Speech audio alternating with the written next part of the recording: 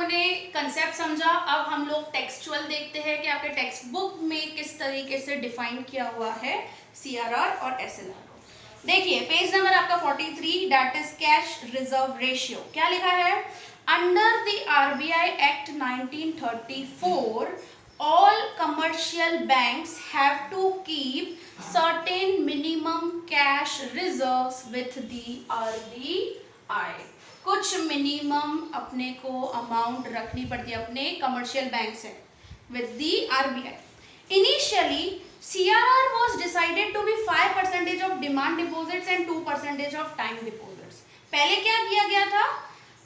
Initially जब निकाला था ना ये particular concept CRR cash reserve ratio को, तो उस वक्त क्या बोला जाता कि डिमांड डिपॉजिट्स का 3% और टर्म डिपॉजिट्स का या टाइम डिपॉजिट्स का क्या बोला जाता था? सिंपली 2% रखा जाएगा।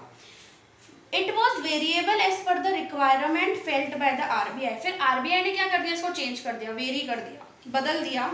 Since 1962 underline this, since 1962।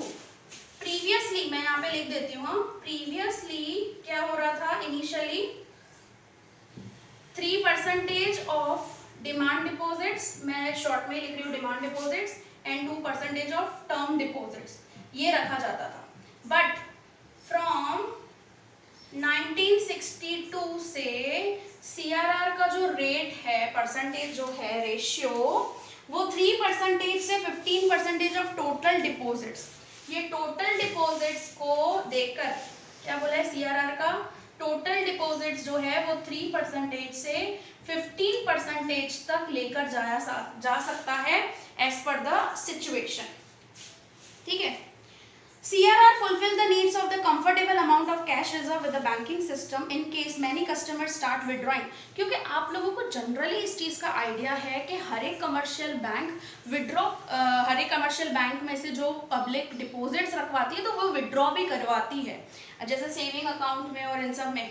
मैंने ये टर्म डिपॉजिट्स और डिमांड डिपॉजिट्स क्लियर किया है, अगर वो नहीं आपने पढ़ा है, नहीं समझा है, तो वो क्रेडिट क्रिएशन की वीडियो में मैंने डिमांड डिपॉजिट्स क्या होता है, टर्म डिपॉजिट्स, तो एक बार मैं रिपीट कर देती हूँ। डिमांड डिपॉजिट्स मतलब सेविंग अकाउंट में और करंट अकाउंट में जो पैसा आता है ना, वो डिपॉजिट्स को हम लोग डिमांड डिपॉजिट्स बोलते हैं। और एफडी जो आता है ना, फिक्स डिपॉजिट्स का जो भी अमाउंट आता है, उसको हम लोग टर्म डिपॉजिट्स बोलते हैं। तो मैं एक बार रिपीट कर दे रही हूँ। So and banks have to provide cash against their deposits. तो बैंक को कुछ amount as a cash reserve रखना पड़ता है। Besides this, it is also used an instrument to control inflation। हम लोगों को सभी को पता है क्रेडिट क्रिएशन के अंदर हम लोगों ने सीआरआर का इम्पैक्ट भी देखा था। फिर से मैंने इस वीडियो में सीआरआर और एसएलआर को देके दोनों चीज़ें समझाई हुई है। क्रेडिट क्रिएशन में हम लोगों ने सिर्फ सीआरआर की बात की थी। तो आपको पता है कि इन्फ्लेशन कंट्रोल करने में भी सीआरआर यूज़ किया जाता है, आरबीआई यूज़ करती है।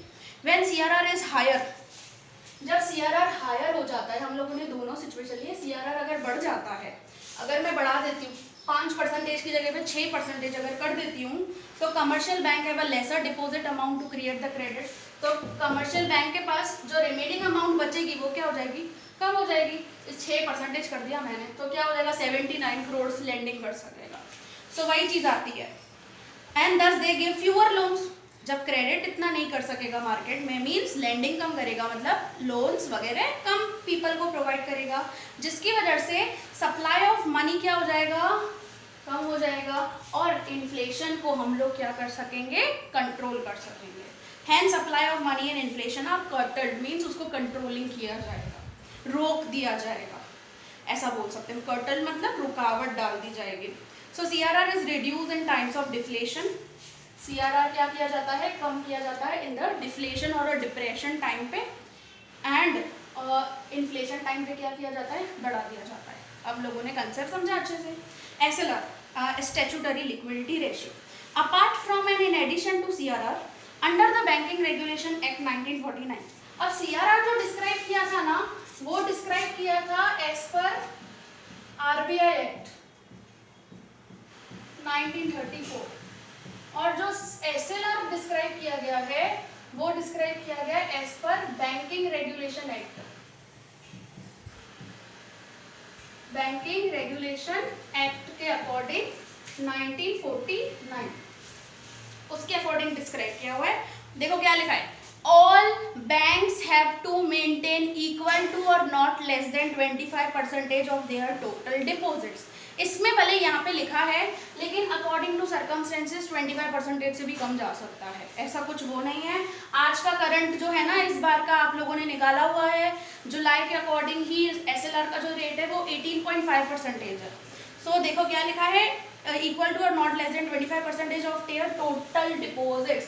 देखो लिखा है इसके अंदर time and demand deposits in a form of a cash, gold और अनअकाउंट अप्रूव्ड सिक्योरिटीज। अनअकाउंट अप्रूव सिक्योरिटीज का मतलब, अंडरलाइन द वर्ड अनअकाउंट। अनअकाउंट का मतलब होता है फ्रीली, उसके ऊपर कोई भी चार्ज नहीं हो, मीन्स कहीं ना कहीं ऐसे गिरवी नहीं रखी हुई है। जैसे आरबीआई को कभी लोन चाहिए होता है तो वो सिक्योरिटीज को गिरवी रखता है, ऐसे सिक्योरिटीज वगैरह नहीं हो। सो वो एकदम फ्रीली सिक्योरिटीज हो, समझे, कोई चार्ज नहीं हो उसके ऊपर। क्या लिखा है, a higher SLR diverts bank funds from loans and advances.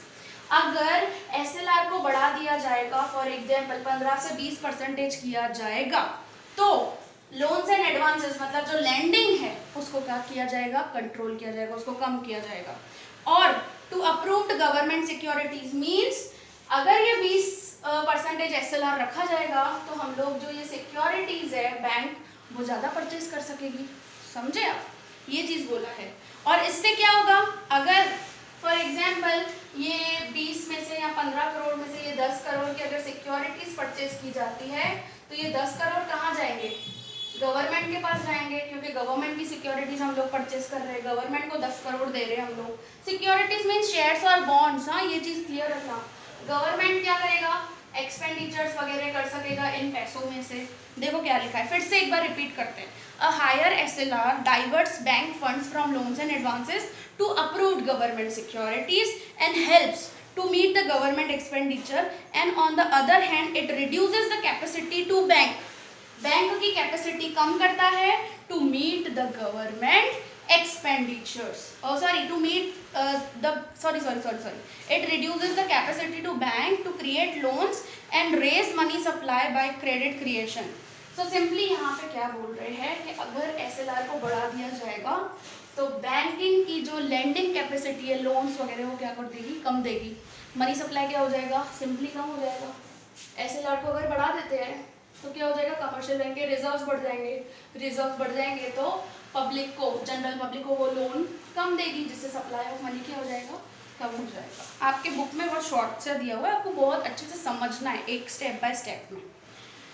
फिर क्या बोला है, अ लोअर एसएलआर, अगर एसएलआर को कम कर दिया जाए, ठीक है, a lower SLR increases the capacity to bank. देखो जैसे मैंने कम कर दिया था, पहले 20 रखा था फिर 15% कर दिया, तो कैपेसिटी बढ़ गई लैंडिंग की, तो कमर्शियल बैंक लैंडिंग क्या करेगा, ज़्यादा कर सकेगा, क्रिएट ज़्यादा कर सकेगा, जिससे मनी सप्लाई क्या हो जाएगा, इंक्रीज हो जाएगा, समझे। तो if SLR is higher people will get lesser credit, SLR ज़्यादा होगा तो लोगों को पैसा कम मिला जाएगा, एंड वाइस वर्सा। और अगर एसएलआर कम होगा तो लोगों को ज़्यादा पैसा मिला जाएगा। Clear the concept, okay. Next lecture में हम लोग नेक्स्ट इंस्ट्रूमेंट्स को पढ़ेंगे।